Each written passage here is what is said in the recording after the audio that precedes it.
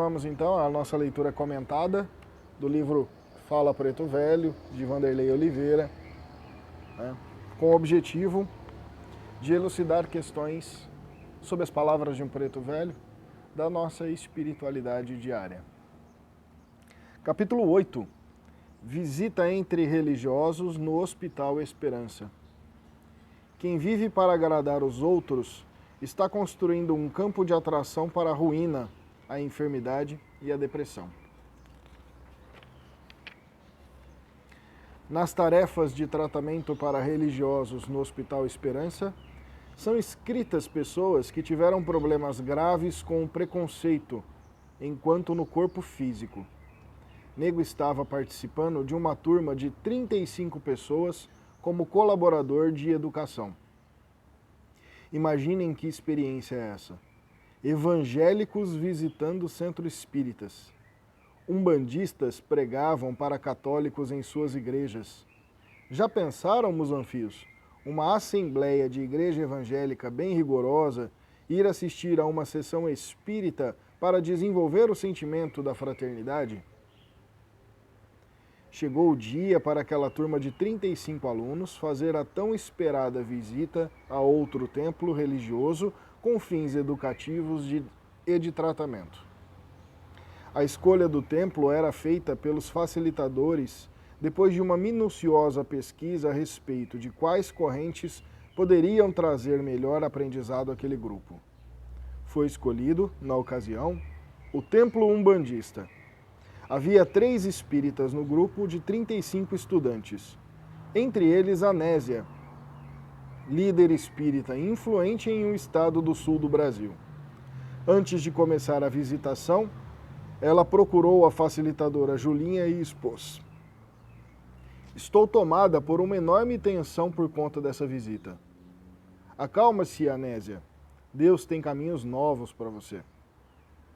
Eu confesso que tenho receio de sair correndo de lá. Vamos lá? Ah, vamos.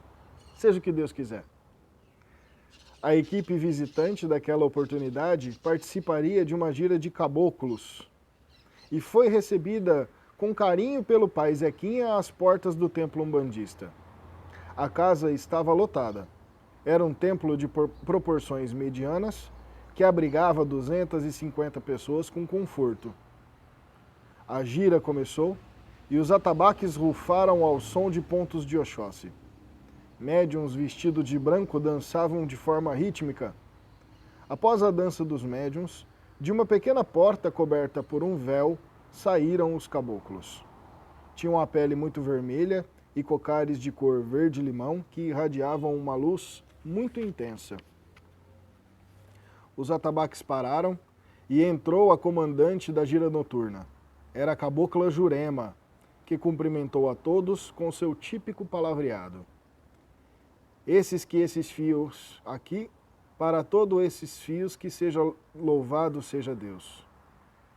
Essa cabocla veio buscar fios de pemba, que são os trabalhadores, que estão sem rumo nas fileiras da vida, buscar fios que largaram da luz para a sombra do preconceito.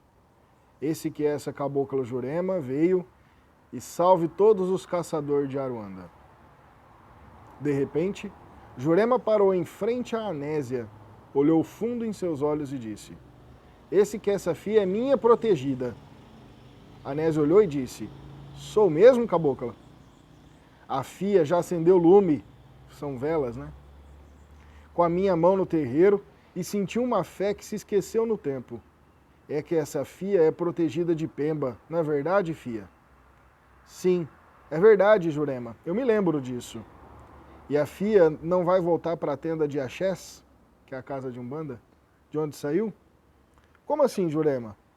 Olha aqui bem fundo no meu olho, fia. Anésia fixou o olhar no olhar da cabocla, que disse em voz firme: Anésia foi fia, fraca de vontade. Mudou de religião para fazer vontade de marido turrão. Seu marido prendeu sua vontade, fia. Cabocla fala a verdade? Anésia ficou muito sem graça com a fala e, sem saber explicar a razão, caiu num choro compulsivo, dizendo descontroladamente em voz alta: Eu amo a Umbanda, cabocla. Eu amo os caboclos. Eu amo o atabaque. Eu amo esse lugar. Não me tirem daqui. Não me tirem daqui nunca mais. A cabocla, nessa altura da catarse de Anésia, pegou-a pela mão direita e rodopiou no próprio eixo do corpo por várias vezes. E Anésia, assumindo outra fisionomia, com gestos rápidos, começou a correr em disparada pelo salão, tão rápido que começou a volitar, formando uma cortina de cor verde em torno dos seus movimentos. Sob os aplausos dos caboclos presentes, todos saudaram em uníssono: "O que aro, arolê, o que caboclo." São as coisas do mundo dos espíritos, musanfios. Contando assim, parece até ficção, não é mesmo? Anésia guardava na alma uma frustração não resolvida por 40 anos. Havia sido um bandista quando jovem. Casou-se com um espírita devotado que lhe incutiu a ideia de avançar na sua caminhada espiritual, largando a Umbanda, que, na concepção dele, era uma religião bem atrasada em relação ao espiritismo. Passados 2 anos de sua retirada dos serviços de incorporação e da eliminação forçada de vários rituais que sustentavam sua fé vigorosa, Anésia tombou em depressão. Nunca mais foi a mesma mulher alegre e disposta.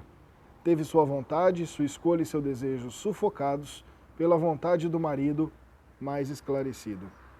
Queimou uma etapa, desrespeitando sua caminhada evolutiva.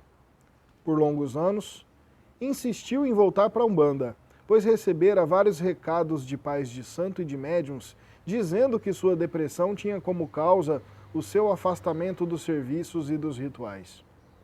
Anésia não se respeitou, não viveu o que precisava e preferiu escutar a voz de quem lhe compartilhava a sagrada tarefa do lar. Sua frustração, seu vazio interior em função de abandonar aquilo que lhe conectava com seu Deus interior, com sua fé profunda e sólida, abriu campo para a dor da revolta muda. A depressão tirou o brilho nos últimos dias de Anésia. Ali, naquela visita, ela resgatou seu propósito, sua verdade, seu mapa único e intransferível, que ninguém, por mais que a amasse, teria o direito de alterar a rota, seja por qual motivo fosse. Anésia se torna um bandista novamente do lado de cada vida. Deverá renascer mãe de santo, com amplos compromissos no bem e na caridade. O que nego velho fica às vezes pensando e não sabe se vai acontecer é o que vai dizer o filho, o marido dela, quando chegar do lado de cá e vê-la paramentada de roupa de sinhá, de mãe de santo. Risos. Muito bom.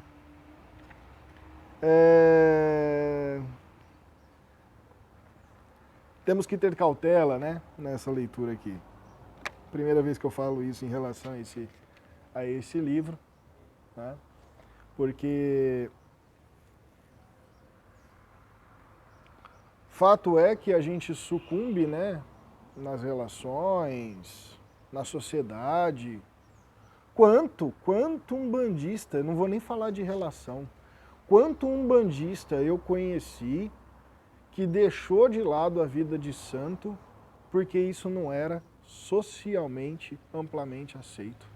Mas um monte de gente que fala o mesmo discurso da Anésia, ama a Umbanda, ama os caboclos, ama os pretos velhos, ama aquela expressão de religiosidade, mas o trabalho não permite, mas isso na roda social não pega bem.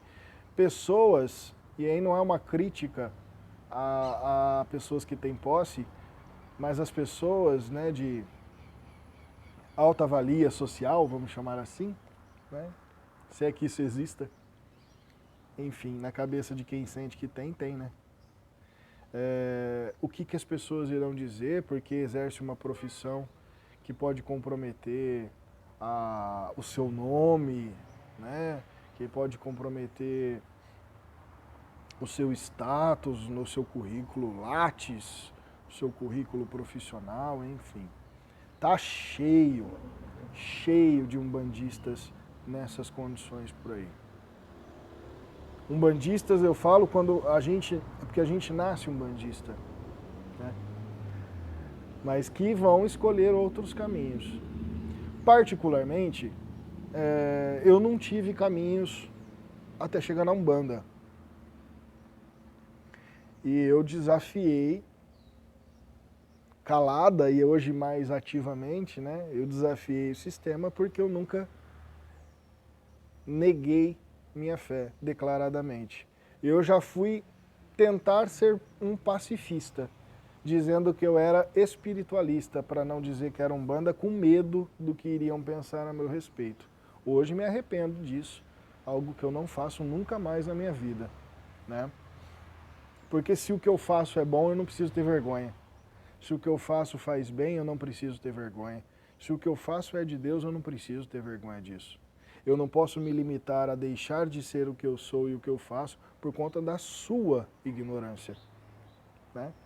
E se você quiser me perguntar como eu faço o que eu faço, só me perguntar, que eu tenho obrigação como religioso de te responder, né? Particularmente, então, eu, Alex, não saberia nem o que dizer para vocês se de fato o lance de você sair da Umbanda é, como o Preto Velho meio que coloca aqui, defendendo, né? Cerceador da liberdade e da vida feliz de uma pessoa. Né? Não quero acreditar piamente que o fato de você se desvincular de um caminho, por mais que você sinta no teu íntimo, por mais que aquilo ecoe dentro de você, mas que você sinta aquilo, mas que você, por algum motivo, seja ele egóico, humano ou não, escolhe um outro, de que isso implica um caminho de tristeza e infelicidade. Quando a gente observa isso por uma lógica, tem coisas que nós somos intimamente ligados e que nos fazem falta. Cada um na sua experiência, cada um no seu tempo, cada um na sua observância, mas se você observar, tem comidas que a gente quando não come faz falta, tem bebidas que a gente não bebe faz falta, tem pessoas que a gente não vê e faz falta, né? E nesse sentido, existe um processo de rebaixamento vibratório que pode vir a ocorrer nesses instantes, sim. Existe a problemática das pessoas que sucumbem aos desejos e desmandos alheios e negam aquilo que o seu íntimo, que a sua força, que a sua fé também o move. Também existe esse cenário, né? No caso do exemplo aqui do livro, uma esposa que sucumbiu ao marido, mas também tem os filhos que sucumbem aos pais, né? Me recordo, e quem me conhece sabe muito bem dessa história, que eu contei ela bastante, agora eu vou tornar ela pública aqui, de uma namorada que eu tive, lá nos começos da Umbanda, hein? E a família dela muito católica. Gente, isso é muito bom. Descobre que eu sou umbandista, descobre que a filha deles me acompanhava no terreiro e que estava gostando daquilo, que aquilo reverberava bonito para ela. E a família, para cortar o negócio, chegou e falou: filha, um carro para você, mas larga desse cara. Nem preciso dizer que ela ficou com o carro, né? Óbvio. Acho que até eu ficaria. Com a condição de retornar para a igreja católica lá, ser função lá, sei lá que merda aquilo. Mas isso é sensacional, né? A pessoa sai de um caminho que estava gostando, que estava fluindo, independente do namoro ou não, né? Que são coisas indistintas. Mas a família exerce uma pressão violenta para que a pessoa não mude os seus caminhos religiosos, né? E tem. E quando eu converso principalmente com esses umbandistas, que por aquilo que eles julgam ser força maior, né? Por mais que a gente acredita que não seja, quando a gente conversa com esses ex-umbandistas, vamos dizer assim, a gente sente neles um pesar muito grande, né? Por não conseguir exercer a sua fé. Uma outra situação que tem muito a ver com o que o livro expõe, os umbandistas, que eu conheço também aos montes por aí, que são bandistas apaixonados pela religião, não negam sua fé e vivem frustrados por conta de uma experiência, né, ruim que viveu em seus terreiros, os terreiros que frequentava. E por alguma questão tiveram que se desvincular desse terreiro por conta desses problemas, dessas situações. E infelizmente, né, subjugam a religião com base no terreiro. Isso também é muito triste. Cria-se estigmas da imagem do umbandista a partir da casa que frequentava. E não consegue compreender que uma das lições iniciais da Umbanda é que cada casa pratica uma compreensão singular da ideia religiosa umbandista.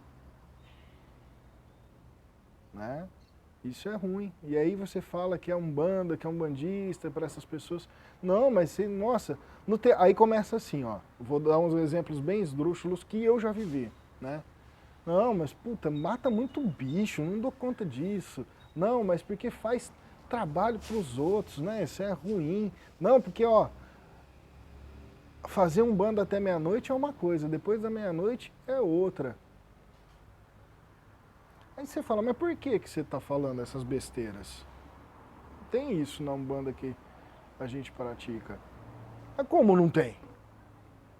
Né? Então, a pessoa cria uma imagem por conta da situação que ela viveu no terreiro que ela frequentava. Né?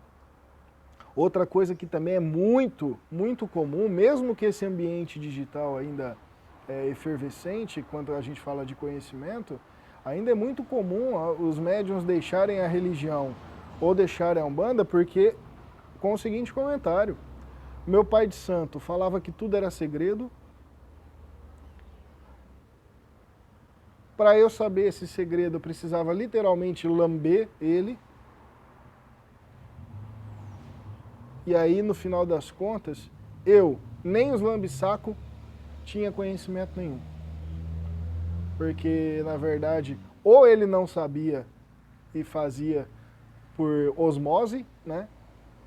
Ou ele queria manter uma estrutura de poder que eu, inclusive eu, Alex, vejo isso muito presente em algumas vertentes umbandistas. Né? Então, isso também é muito triste. Como é que você está numa religião? Religião tem tudo a ver com aprendizado.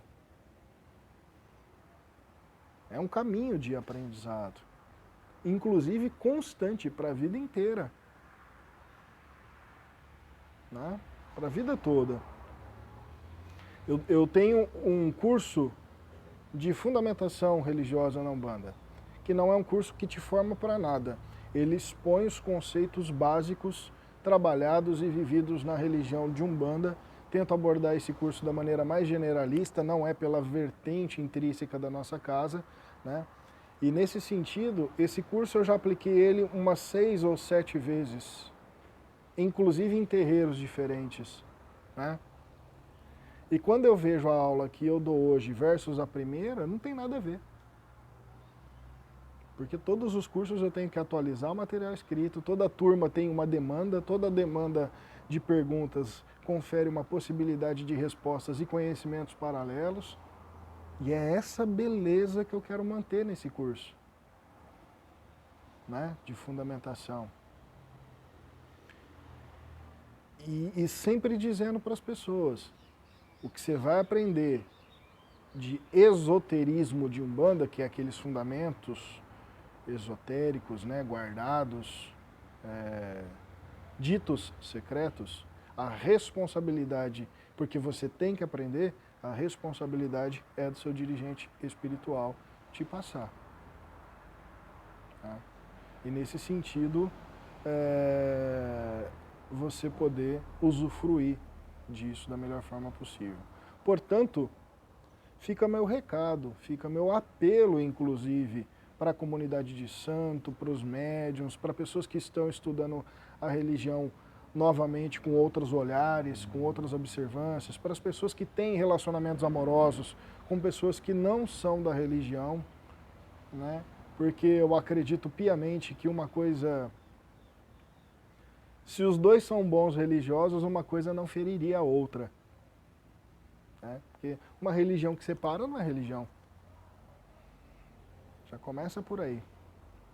E que haja a compreensão, e de que você sendo um bandista, se você sabe o que você faz, para que você faz, por quem você faz, ao te perguntarem sua religião e você negar, não é que você é ruim para a religião, simplesmente é um sinal que você precisa estudar muito mais ela, que você está bem desinformado.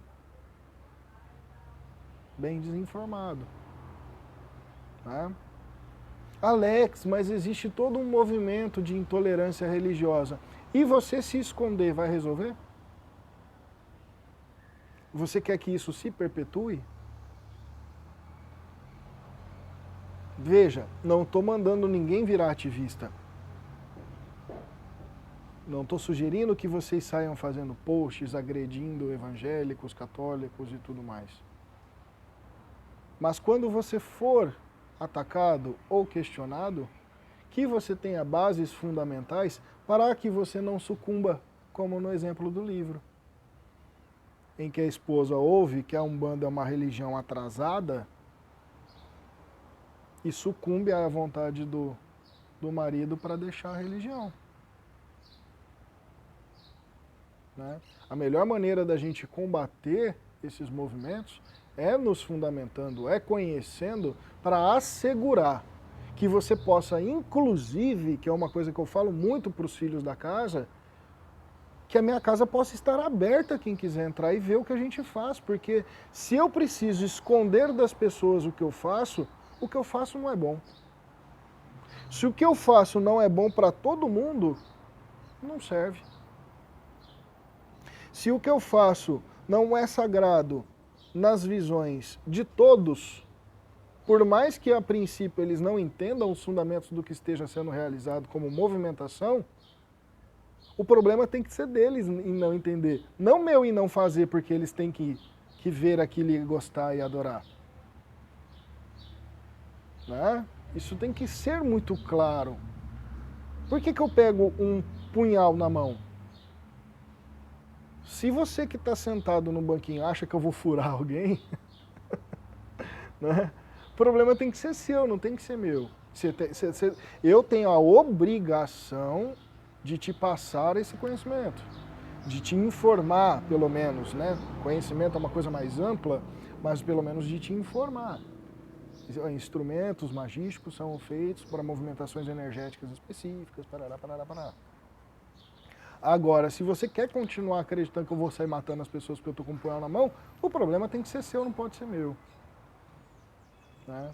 Esse punhal, por mais que você não acredite, ele vai me ajudar como elemento natural a me aproximar das movimentações divinas que nos beneficiam. Beneficiam não no desejo, no ato de poder provocar o nosso religare, né? Como tudo que está no terreiro. Então não sucumbam, exerçam sua fé, exerçam aquilo que o seu íntimo te conecte, sempre pensando, né, no quanto que isso pode ser bom, benéfico, justo, belo para as pessoas que estão no seu entorno. E se isso promove isso dentro de você, abrace, acredite, estude, pratique aquele movimento, para que você não seja, no final da sua vida, um daqueles inúmeros que eu já ouvi nos terreiros, que ao final da sua existência rogam aquele lance assim: poxa, eu queria ter vindo mais aqui, poxa, eu podia ter feito X coisas diferentes em minha vida. Né? E aí você já vai embora sabendo que você vai ter que todo um processo de repetição para poder reaprender aquilo que você poderia ter feito, e escolhas bem mal feitas não possibilitaram que você seja isso. Porque mesmo você aceitando, mesmo você validando, mesmo você até lutando se for o caso, você ainda vai fazer más escolhas. Elas não dirimem, né, um caminho reto e lindo e belo, né? O caminho reto e lindo e belo, ele só está contendo tudo o que você precisa, os espinhos e as flores. Mas ele tem uma proposta para isso acontecer.